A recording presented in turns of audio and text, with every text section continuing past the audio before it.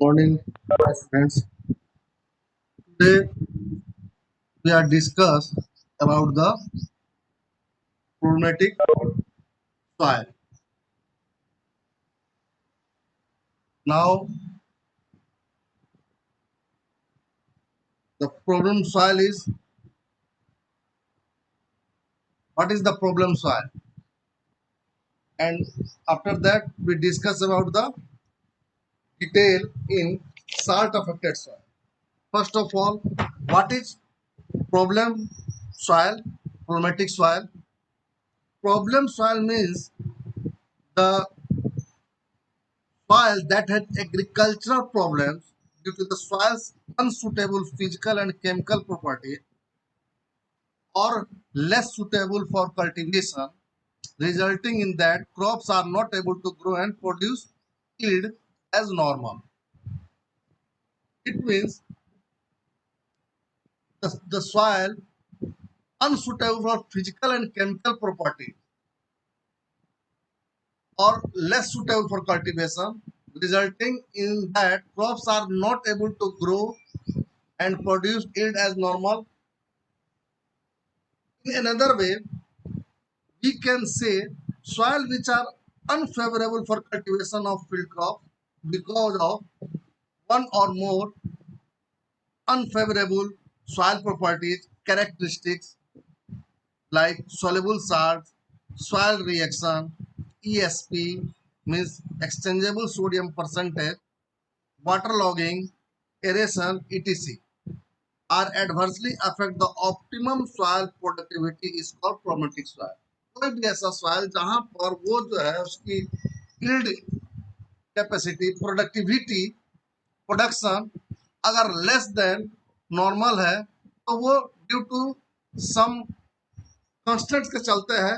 वो फिजिकली हो सकता है, केमिकली हो सकता है, बायोलॉजिकली हो सकता है,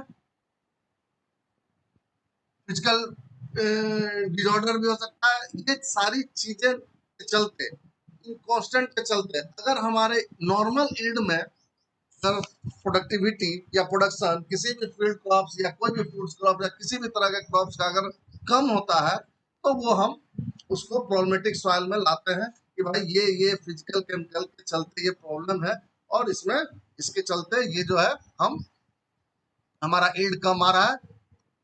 अब उसमें different types of problem soils है, physical problem, chemical problem, biological and nutrition problem also. तो इसमें हम डिस्कस करेंगे clay soil. Clay soil is a type of problematic soil. You can say Tal land of area in Bihar is affected from clay soils. It is dominated by clay particles, means clay percentage in textural relative property of the soil texture. Clay percentage are high, even 60%. 40 to 60%, 35 to 60% clay are dominated. This type of soil considered as clay soil or talenderia. क्या क्या इसमें constant होंगे major? Water logging का problem होगा, compaction होगा means high bulk density हो जाएगी, poor aeration होगा मैंने कल्टीवेट ही नहीं होगा, हाई डिफिकल्ट टू कल्टीवेट होगा, वाटर लॉगिंग होगा मतलब कि पानी जो भी हो इनफिल्ट्रेट नहीं होगा, हाइड्रोलिक कंडक्टिविटी उसकी नहीं रहेगी सही। तो जो भी हम क्रॉप्स लगाएंगे या क्रॉप्स लगाएंगे बहुत तरह के जो फील्ड क्रॉप हम लगा सकते हैं उस एरिया में, उसकी प्रोडक्शन प्रोडक्टिविटी कम हो जाएगी और ये मेजर इसका कांस्टेंट होगा। उसी तरह से सैंडी सॉइल, क्ले सॉइल जो है ये डोमिनेटेड जो एरिया है हमारा बिहार में ताल लैंड एरिया जो है, ये जो है ये ताल लैंड एरिया में क्ले डोमिनेटेड सॉइल पाया जाता है और ये वाले जो water logging compaction poor aeration और डिफिकल्ट टू कल्टीवेट ये मेजर कांस्टेंट होता है। उसी तरह से Sandy soil, this type of soil dominated by coarse sand particle. तो हमने सॉइल टेक्सचर में पढ़ा है कि सैंड सिल्ट क्ले का जो प्रोपोर्शन होना चाहिए लोम में वो जितना होना चाहिए उससे वेरिएशन जो है सैंड सिल्ट क्ले पार्टिकल का अगर ज्यादा कम होगा लोम से, तो वो या तो क्ले सॉइल हो जाएगा या सैंडी सॉइल आएगा। तो इस सैंडी सॉइल में क्या होगा, कोर्स सैंड पार्टिकल्स की संख्या जाएगी 50 to 60-70% सैंड हो जाएगा, कोर्स सैंड हो जाएगा। इसमें क्या होगा, क्या कांस्टेंट होगा मेजर, पुअर फर्टिलिटी होगी, लो सॉइल ऑर्गेनिक मैटर होगा, लो वाटर होल्डिंग कैपेसिटी होगी, इरोडेबिलिटी बढ़ जाएगी, इरोजन होगा। इस टाइप का सॉइल कहाँ पाया जाता है बिहार में? इस तरह का सॉइल जो है हमारा जो दियारा लैंड डोमिनेटेड है, जो bank of the river Gangas from आपको बक्सर से लेकर के और कहलगांव तक जो भी एडजॉइनिंग एरिया है रिवर का, वो सैंडी सॉइल में आता है। वहाँ मैनेजमेंट हम अगर इरिगेशन दें, इरिगेशन अगर करके लेते हैं अगर साइड में, चूंकि वाटर टेबल भी उसका हाई रहता है, लेकिन फिर भी वो ड्राई पीरियड में बहुत ऊपर वाला जो लेयर होता है उसमें वाटर अवेलेबिलिटी नहीं होती है। तो अगर मैनेजमेंट करें हम, तो वहां पर हम अच्छे से अच्छे क्रॉप्स ले सकते हैं। उसी तरह से एसिड सॉइल, इसमें जो इसका सॉइल पीएच होगा लेस देन 6.5 होगा। इस तरह का एरिया बिहार में कहाँ पर है? अररिया हो गया, किशनगंज है, सहरसा है, जिसका कि पीएच लो है। यहाँ पर आयरन और एल्युमिनियम की टॉक्सिसिटी हाई होती है। जैसे एल्युमिनियम आयरन की टॉक्सिसिटी हाई हो जाएगी, ये डोमिनेंट्स एलिमेंट्स है उस एरिया का, तो हमारा जो दूसरा जो न्यूट्रिएंट्स है वो प्लांट नहीं ले पाता है और ये ज्यादा ले लेता है। इससे जो है उसकी फिजियोलॉजिकल डिसऑर्डर हो जाता है, प्लांट्स का जो हाइट है कम हो जाएगा, प्लांट्स कमजोर हो जाएगा, और बैलेंस न्यूट्रिएंट नहीं होने से उसकी प्रोडक्टिविटी और प्रोडक्शन जो है उसका कम हो जाता है। फिर आगे हम बढ़ते हैं नेक्स्ट प्रॉब्लम सॉइल, प्रोबेटिक सॉइल में साल्ट अफेक्टेड सॉइल, जिसके बारे में आज हम डिटेल से चर्चा करेंगे। इसमें है सेलाइन सॉइल। सेलाइन सॉइल में क्या होता है कि इलेक्ट्रिकल कंडक्टिविटी जो है इसका मेनली मोर देन 4 डेसीसाइमन पर मीटर है, और इसके जो कांस्टेंट है क्या क्या है, high osmotic potential, nutrient imbalance. High osmotic potential में कि इलेक्ट्रिकल कंडक्टिविटी अधिक का मतलब है कि साल्ट, सोलुबल साल्ट का concentration high in soil, soluble salt का कंसंट्रेशन हाई हो जाएगा तो वहां पर एक्सोऑस्मोसिस होने लगेगा। रूट से वाटर का जो मूवमेंट है हाई वाटर पोटेंशियल से लो वाटर पोटेंशियल मूव करेगा और प्लांट रप्चर्ड हो जाएगा रूट्स और डेड कर जाएगा। इस तरह का प्रॉब्लम वहां होता है। उसी तरह से सोडिक सॉइल, इसमें क्या होता है कि इस केस में ये भी सेलाइन सॉइल की तरह ही होता है, लेकिन इसमें exchangeable sodium percentage is greater than 15, मतलब कि कैटायन एक्सचेंज कैपेसिटी जो होती है उसमें सोडियम आयन डोमिनेंट होता है। और ये जो क्ले कॉम्प्लेक्स है, जो हमारा सॉइल में न्यूट्रिएंट रिटेंशन कैपेसिटी रखने के लिए जो क्ले पर पार्टिकल अटैच होता है उस पर सभी पर सोडियम अटैच रहता है, और इसीलिए वो more cation exchange capacity more than 15 रहती है, अधिक होती है। इसीलिए वहां पर इस तरह का प्रॉब्लम आता है कि ये क्या करता है, deteriorate the physical condition. Sodium चूंकि हाई है वहां क्ले पर, तो सोडियम टॉक्सिसिटी हो जाएगी। जब सोडियम हाई है, टॉक्सिसिटी का मतलब सोडियम जब ज्यादा प्लांट देना शुरू कर देगा, क्योंकि सॉइल में सोडियम ही ज्यादा है तो ज्यादा प्लांट देगा, इसका मतलब कि दूसरे न्यूट्रिएंट्स को जो पोटासियम है जैसे कैल्शियम है उसको रोकेगा और न्यूट्रिएंट इम्बैलेंस हो जाएगा, जिससे प्रोडक्शन प्रोडक्टिविटी कम हो जाएगी। उसी तरह से एक और क्लासिफिकेशन इसी का साल्ट ऑपरेटेड का है, सेलाइन सोडिक सॉइल। इसमें क्या होता है कि इलेक्ट्रिकल कंडक्टिविटी 4 डेसीसाइमन पर मीटर से अधिक होती है और एक्सचेंजेबल सोडियम परसेंटेज भी 15 से अधिक होगा, और इसमें डिटोरिएशन ऑफ फिजिकल कंडीशन होगा, हाई ऑस्मोटिक पोटेंशियल होगा, न्यूट्रिएंट इम्बैलेंस होगा। और ये भी जो है हमारा, ये भी हमारा एरिया जो है अप्रोक्स 4 लाख हेक्टेयर के आसपास बिहार में है। अब आइए कैलकेरियस सॉइल। कैलकेरियस सॉइल में calcium carbonate is greater than 5%। जैसे ही कैलकेरियस सॉइल में कैल्शियम कार्बोनेट 5% से ज्यादा होगा, तो इसमें मेजर कांस्टेंट क्या आता है कि फास्फोरस और आयरन का फिक्सेशन होने लगता है कैल्शियम से, और इसकी डिफिशियंसी हो जाती है, जिससे कि प्लांट का प्रोडक्टिविटी और प्रोडक्शन। इस तरह वाटर लॉग सॉइल है, वाटर लॉग सॉइल है तो स्वाभाविक है कि वहां पर वाटर लॉगिंग की होगी, वाटर लॉगिंग में कंपैक्टनेस बढ़ेगा, पुअर एरेशन होगा, प्लांट पॉपुलेशन कम होगा, प्रोडक्शन प्रोडक्टिविटी कम होगा। ठीक वैसे डिग्रेडेड एरिया है, डिग्रेडेड मतलब कि डिग्रेडेड एरिया, अल्कली भी डिग्रेडेड हो सकता है, हायर ग्रेवल्स और वो पहाड़ी क्षेत्र है वो वाला उस टाइप का कुछ है, तो वो डिग्रेडेड एरिया में आता है, उसका कांस्टेंट भी आप जानते हैं कि वो हाई हो जाएगा। अगर उसमें वाटर की कमी हो जाएगी, न्यूट्रिएंट इम्बैलेंस हो जाएगा। कंपैक्टेड सॉइल ये एक तरह का प्रोमेटिक सॉइल है, ये जहाँ की हाई बर्ड डेंसिटी होगी, क्ले परसेंटेज इस सॉइल में ज्यादा होता है, यहाँ भी पुअर एरेशन होगा, पुअर रूट पेनिट्रेशन होगा, वाटर लॉगिंग होगा, ये मिलता जुलता है ताल लैंडियारा से, क्ले सॉइल से, और जो प्रॉब्लम वहां होता है वही प्रॉब्लम अप्रोक्सीमेटली कंपैक्टेड सॉइल में भी पाया जाता है। Impermeable soil, low hydraulic conductivity and infiltration rate, ये भी इम्परमेबल जो फर्स्ट सरफेस का जो लेयर होता है उसमें इम्परमेबल लेयर बन जाता है, जिससे कि वाटर इनफिल्ट्रेशन हाइड्रोलिक कंडक्टिविटी नहीं होती है, इसी के चलते फिर वहां भी वाटर लॉगिंग का प्रॉब्लम आता है और पुअर एरेशन होता है। अब हम नेक्स्ट स्लाइड पर आते हैं, genesis of salt affected soil, कैसे इसका जेनेसिस होता है। एक्चुअल इसका the presence of excess salt on the surface land and in the root zone characterize all saline soil. The main source of all salts in soil is the primary mineral in the exposed layer of earth crust. जो weathering होता है during the process of chemical weathering, which involves hydrolysis, hydration, solution, oxidation, carbonation, and other process, the salt constituents are gradually released and made soluble. तो जब chemical weathering होगा तो जो भी soluble salts होते हैं वो हमारे जो मिनरल्स अर्थ क्रस्ट पर होते हैं वहीं पर वहां पर साल्ट कंसंट्रेशन होता है, और ये साल्ट जो है, the salts in the groundwater stream are gradually concentrated as the water with dissolved solids move from more humid to arid region. The salts are concentrated and the concentration may become high enough to result in precipitation of salts of low solubility.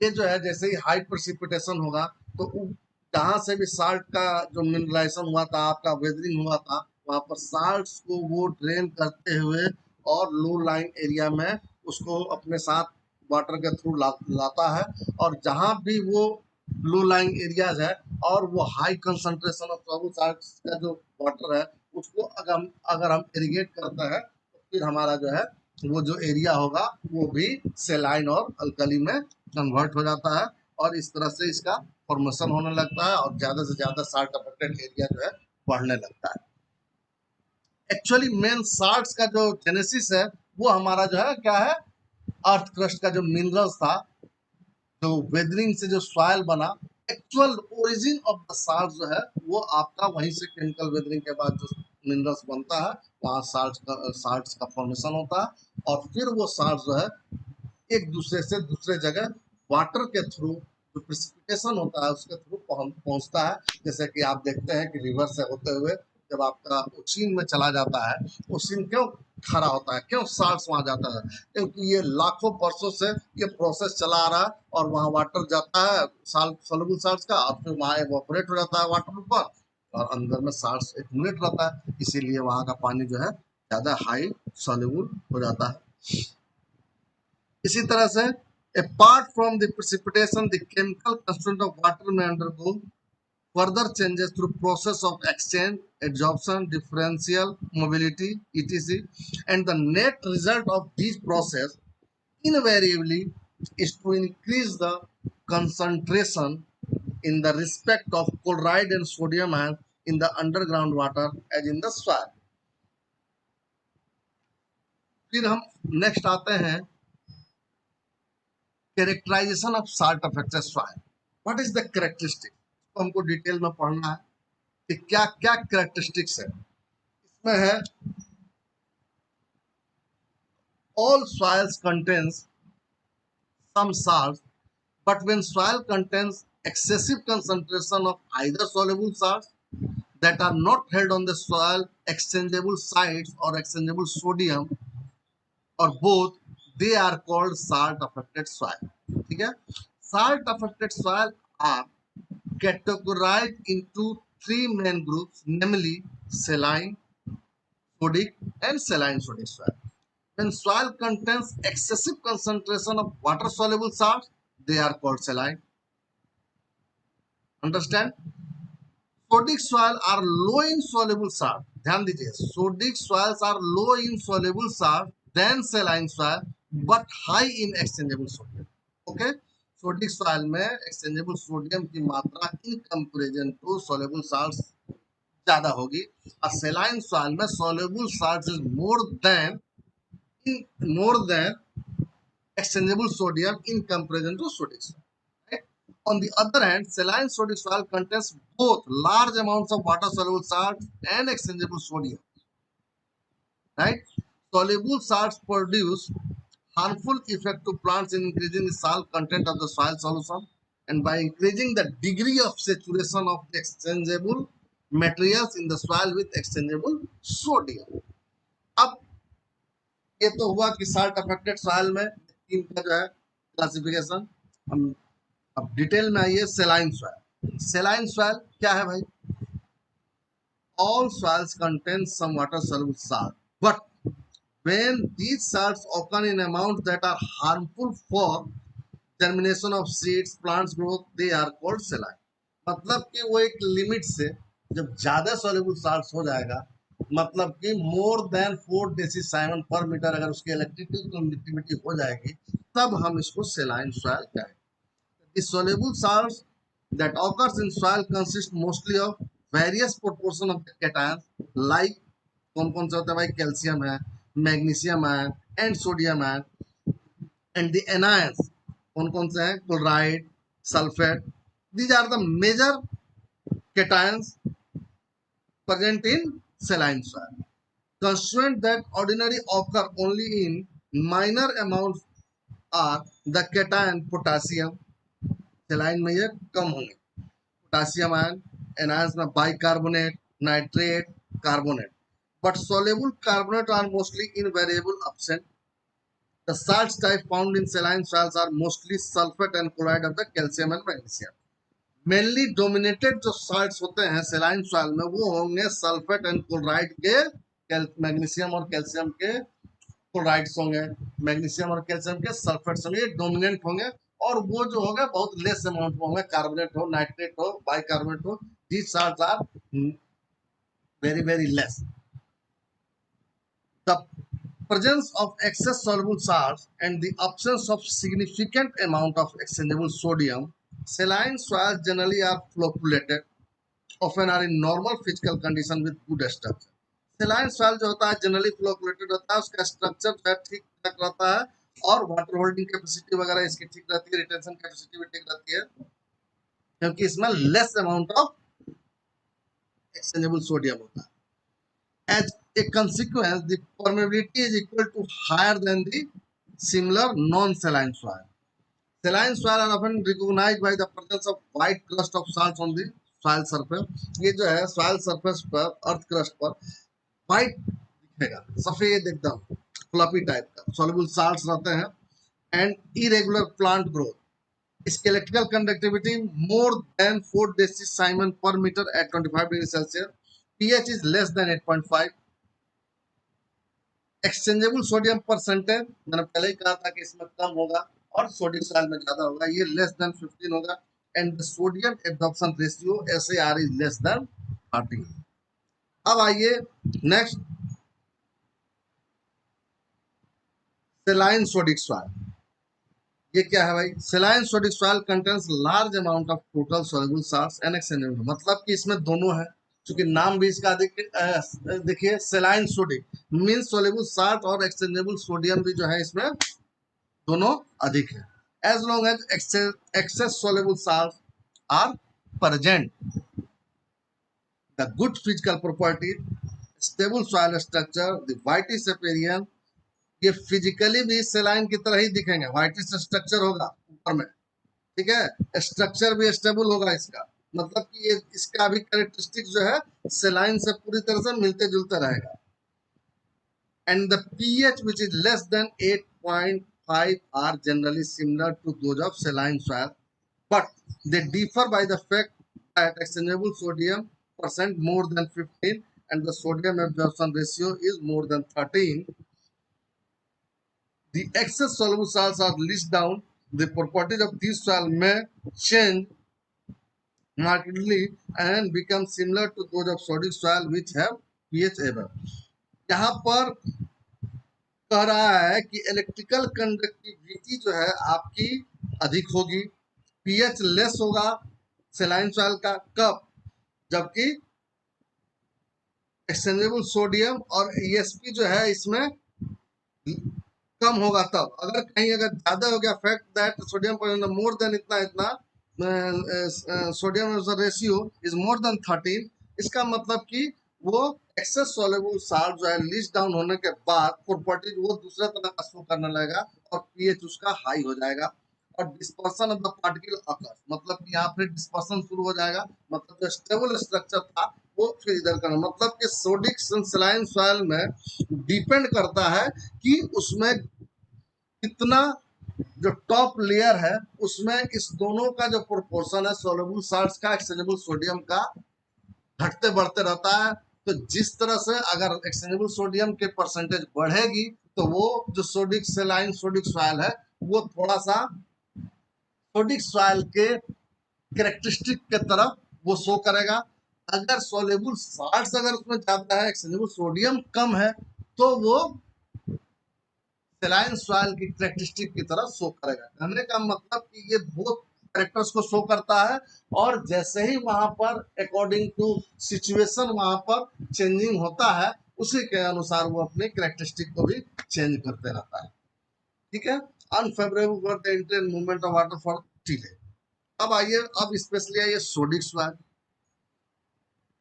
सेलाइन soil और sodic soil इस दोनों का characteristic को show करता है saline sodic soil. Sodic soil क्या है? Sodic soil are low in soluble salts, पहले ही मैंने बताया था कि एक्सचेंजेबल सोडियम परसेंटेज यहाँ हाई होगा, सोल्युबल साल्ट्स कम होगा। Sodic soils are low in soluble salt then सेलाइन और सेलाइन sodic soil but high in exchangeable sodium. ठीक है, right. The soil solution of sodic soil, although relatively low in soluble salts, has a composition that differs considerably from the normal soil and saline soil.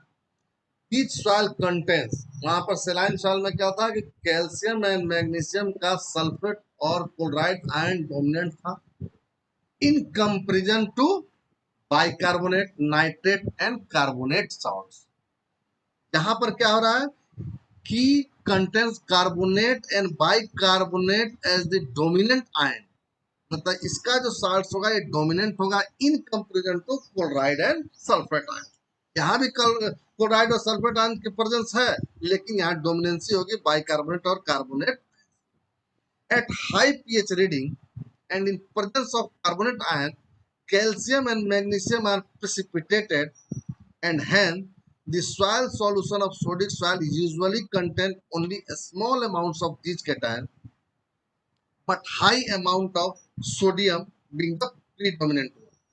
मतलब कहता है कि bicarbonate और carbonate की dominancy होगी और उसी के साथ साथ कैल्शियम और मैग्नीशियम जो है प्रेसिपिटेट कर जाता है और इसका आयन कम हो जाते हैं और सोडियम आयन डोमिनेट कर जाता है जिससे कि वो अल्कलिनिटी सोडिसिटी शो करता है और उसका पीएच जो है बहुत हाई हो जाएगा। This soil have exchangeable sodium percentage more than 15 show करता है। That means sodium occupies more than 15% of soil cation exchange capacity and the sodium ratio is greater than 13, ये भी होगा। द इलेक्ट्रिकल कंडक्टिविटी यहाँ less कर जाएगी क्योंकि calcium और मैग्नीशियम का प्रेसिपिटेट कर गया, सोल्युबल साल्ट्स यहाँ पर कम है, लेस देन 4 डेसीसाइमन पर मीटर है एंड पीएच अधिक होगा। क्यों? ये सोडियम के चलते यहाँ पर अल्कलिनिटी हाई है, इसीलिए इसका पीएच जो है यूजुअली रेंज बिटवीन 8.5 to 10 तक ये आएगा। These are the 3 salt affected soil. These soils frequently occur in semi, माने सोडिक सॉइल के बारे में, these soil frequently occur in semi arid and arid regions, ये ह्यूमिड रीजन में नहीं होगा, सेमी एरिड एरिड रीजन में पाया जाएगा, which are often referred as a slick stop. The combination of high level of sodium, low total soluble salts and high pH causes the soil aggregates to break down and causes dispersion in the soil. This results in destruction of soil structure that makes sodic soil of poor tilth, disperse and dissolve organic matter present in the soil solution of highly sodic soil may be deposited on the soil surface by evaporation. This causes darkening and giving rise to the term black alkali. Black alkali किसको कहते हैं? Alkali soil में, sodic soil में क्या होता है कि जब इसका पीएच हाई होगा तो इसमें सोडियम के चलते स्ट्रक्चर जो है, लोम का जो स्ट्रक्चर है, जब जो लोम में जो स्ट्रक्चर बनता है, बेस्ट स्ट्रक्चर, वो डिस्ट्रक्ट हो जाता है, डिस्ट्रॉय हो जाता है, ब्रेक डाउन हो जाता है। इससे डिस्पर्सन होता है, सैंड एंड क्ले पार्टिकल अलग हो जाते हैं और वो सॉइल में आ जाते हैं। इसका डिस्ट्रक्शन रिजल्ट के चलते क्या होता है कि इसमें पुअर टिल्थ होता है, मतलब जो हम कल्टीवेट करते हैं वो पुअर होगा, वो सही नहीं होगा, कहीं हार्ड पैन बन जाएगा एंड डिस्पर्स हो जाएगा। और साथ ही साथ ऑर्गेनिक मैटर जो यहाँ प्रेजेंट होता है वो सॉइल सॉल्यूशन में हाईली सोडिक सॉइल के साथ घुल करके और वो जो है डिपोजिट होने लगता है सॉइल सरफेस पर। जैसे इवापोरेशन होगा वो सॉइल ऑर्गेनिक मैटर जो है सरफेस पर जा करके डिपोजिट हो जाता है और वो कॉलिन डार्क कलर का दिखने लगेगा। तो अल्कली सॉइल में जब डार्क कलर का ऑर्गेनिक मैटर सरफेस पर आए तो उसको ब्लैक अल्कली के टर्म से तो हम कहते हैं ब्लैक अल्कली उसको कहा जाता है। नेक्स्ट आइए, impact of salt affected soil on plant. क्या है भाई इफेक्ट, इम्पैक्ट क्या है साल्ट अफेक्टेड सॉइल का प्लांट में? Strong salt affected soil can affect plant growth, both physically, osmotic, and chemically, nutrition effect and toxicity. Due to these, plant growth and yield is reduced, and the quality of value of agriculture production is इसमें जो है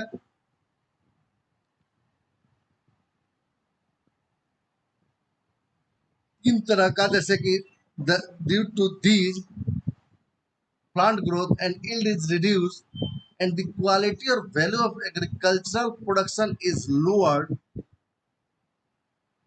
that adverse affect the high soil salt content on vegetative growth is due to three main reasons हैं इसके।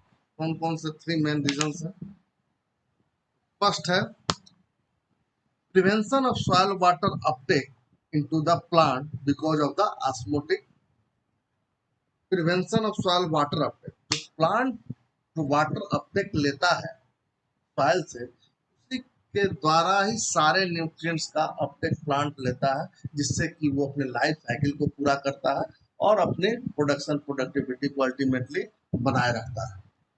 लेकिन salt affected का effect क्या हुआ, impact क्या हुआ कि ये प्रिवेंट करता है, वाटर अपटेक को प्रिवेंट करेगा।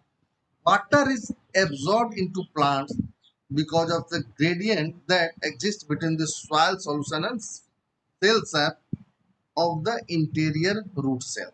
Means वाटर का जो इंटेक होता है प्लांट में रूट्स के द्वारा, ये ग्रेडियंट पे डिपेंड करता है। किसके किसके बीच का ग्रेडियंट? सॉइल सॉल्यूशन और सेल सैप, मतलब प्लांट के जो रूट का जो टिश्यूज है उसके और सॉइल सॉल्यूशन के बीच के ग्रेडियंट से ये डिफरेंस से वाटर इंटेक होता है।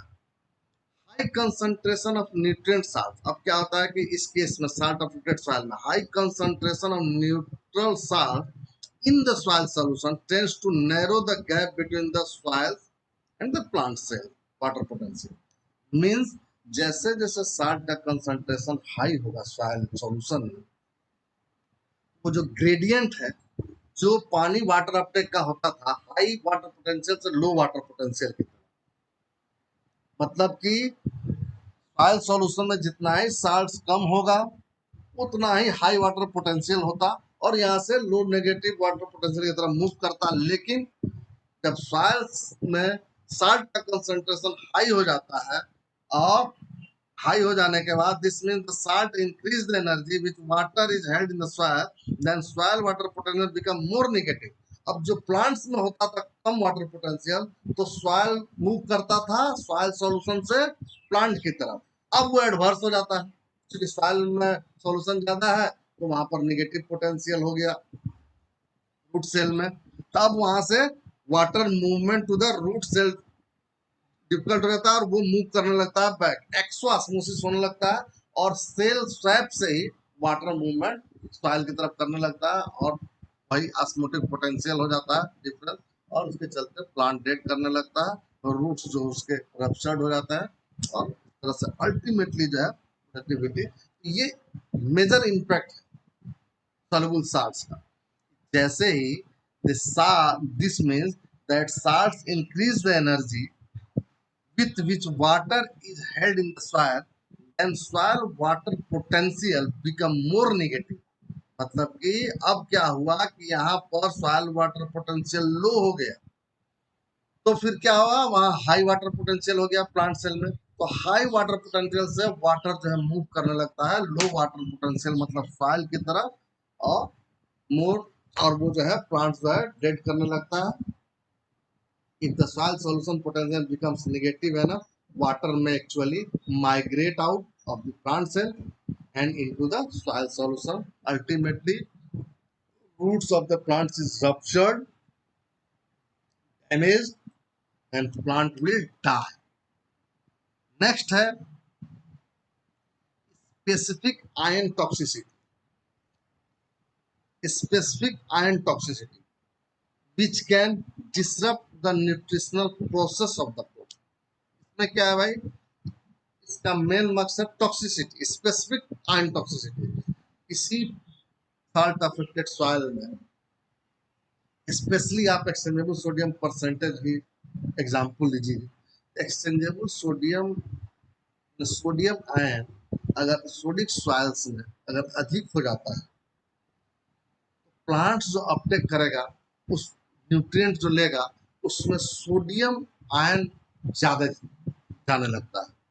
जैसे ही जब ज्यादा जाएगा, क्योंकि उसका पॉपुलेशन आयन का, सोडियम आयन का ज्यादा है, ज्यादा जाएगा तो दूसरे आयन्स को वो ब्रेक करेगा, इससे प्लांट्स में जो है इम्बैलेंस होगा और अल्टीमेटली प्लांट्स जो है इम्बैलेंस न्यूट्रिएंट्स के चलते कर जाएगा प्रोडक्शन में। क्या आता है, nutrition and iron toxicity of salt in addition to the osmotic effect, certain ions are directly toxic to plant. Specific ions such as sodium, chloride, and boron have toxic effects on plants, reducing plant emergence, मतलब emergence जो plant जो होता है वो घटने लगता है, growth और causing damage to the cells and membranes, right? Plants sensitive to these elements may be affected at relatively low salts level if the soils contains enough of toxic elements. क्या, plants sensitive to these elements may be affected by relatively low salts level if the soils contains enough to the toxic element. Moreover, ions such as sodium can influence soil chemistry and biology to such a degree as to limit plant nutrients availability by disrupting the uptake and utilization of the other minerals needed by the plants। अभी जो मैंने बताया कि जैसे ही high concentration of sodium ion होगा वो move करने लगेगा और uptake and utilization of other mineral जो नीड चाहिए प्लांट्स का उसको वो ब्रेक करेगा, इससे न्यूट्रिएंट्स इम्बैलेंस होगा प्लांट्स में और अल्टीमेटली प्लांट जो है डाई हो जाएगा।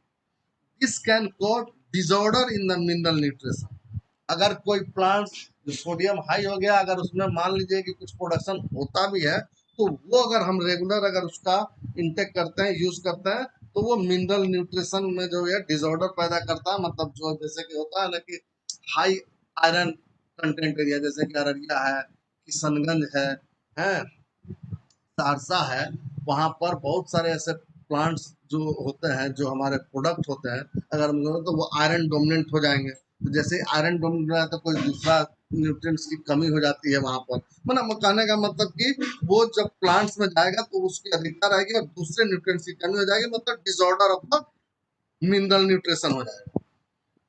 Because many salts are also plant nutrients, high salt level in the soil can upset the nutrient balance in the plant or interfere with the uptake of some nutrients. कि मैंने अभी बताया। For example, high sodium concentration में cause deficiency of the other element. जैसे अब मान लीजिए कि हाई सोडियम अल्कलाइन सॉइल है, जहाँ पर सोडियम आयन की अधिकता है, जैसे सोडिक सॉइल डोमिनेंट है, सोडियम आयन क्या होगा, वो ज्यादा अपटेक होगा।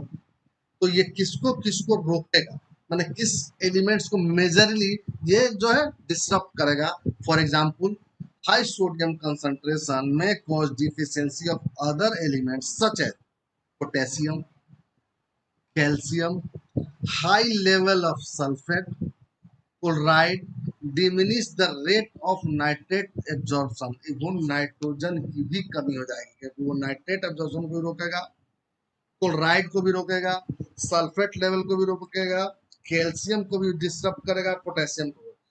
एक ओनली सोडियम अगर जाता है तो अपने आकार के जितने भी न्यूट्रिएंट्स हैं, अपने जितना भी उसके साइज का न्यूट्रिएंट्स होगा, उन सभी को वो रोकता है और इस तरह का डिसऑर्डर पैदा करता है। नेक्स्ट आते हैं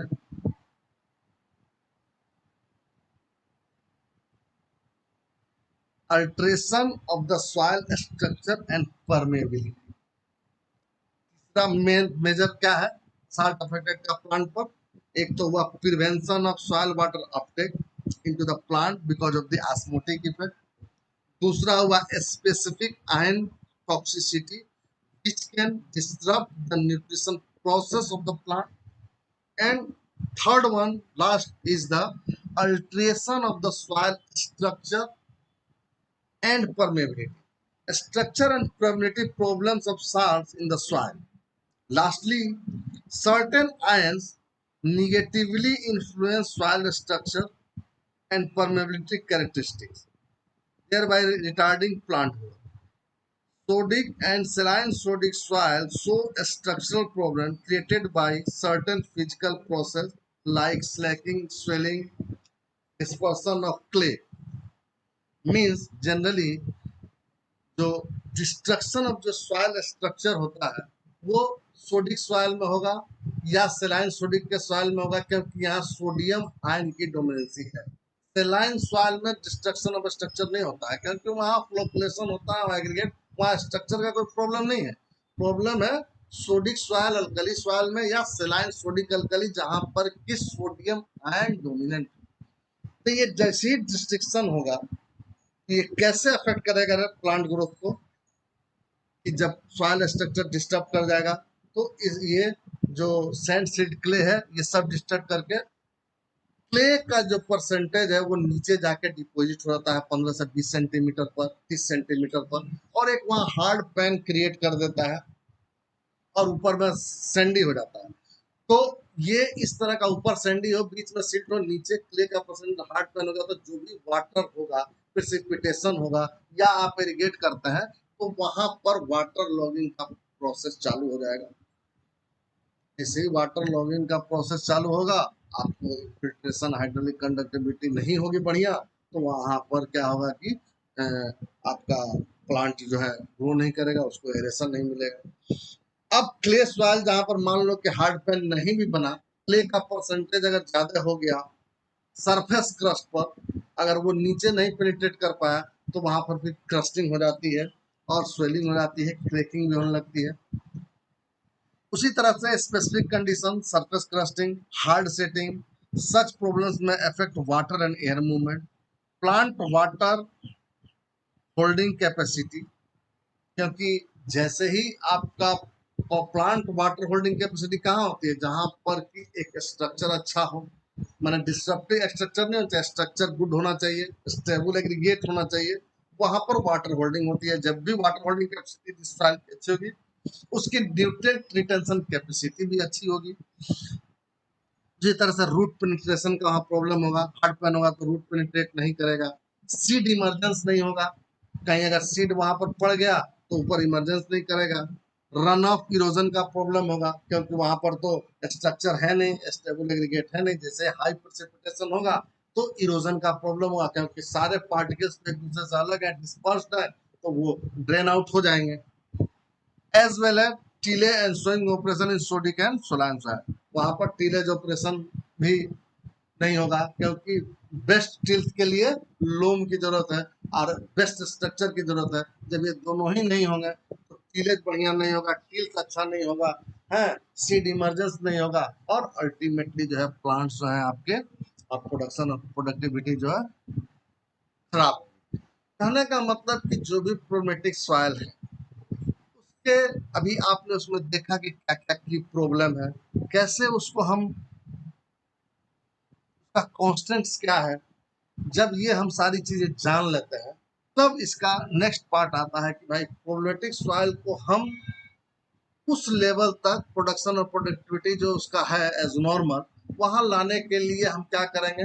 दो तीन चीजें होती है, रिक्लेमेशन कर सकते हैं, उसका मैनेजमेंट करते हैं, उसमें अमेंडमेंट्स करते हैं, और प्रोमेटिक सॉइल को सुधार करके हम इस लेवल तक लाते हैं कि हमारी प्रोडक्शन और प्रोडक्टिविटी सॉइल के पोटेंशियल के हिसाब से बनी। So these are the some characterization of salt affected soil, problem soil। बहुत सारे इसमें प्रॉब्लम सॉइल के बारे में बताया, जो कि और भी हमारे आगे आप लोगों ने पढ़ाया गया है। और उसके बाद से हम नेक्स्ट चैप्टर में, नेक्स्ट जो क्लास होगा उसमें इसके मैनेजमेंट के बारे में पढ़ेंगे। ओके।